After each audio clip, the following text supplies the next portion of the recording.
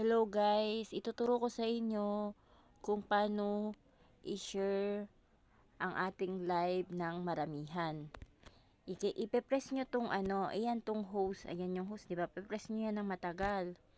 Tapos, ayan ang lalabas guys. So, gagawin nyo, i-click nyo lang to lahat ng send. Ayan, kiniklik ko lahat ng send. Yun na yun guys, yun yung tinatawag natin na power share.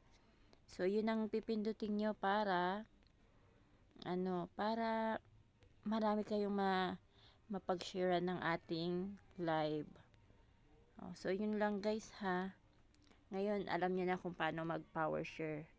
So, yun lang guys. Thank you sa panonood. Follow nyo ko para sa mas marami pang video at mga katanungan na gusto nyong malaman. Comment kayo sa baba guys ha kung ano pa yung mga katanungan nyo na alam ko na kaya kong masagot. Yun lang. Thank you guys.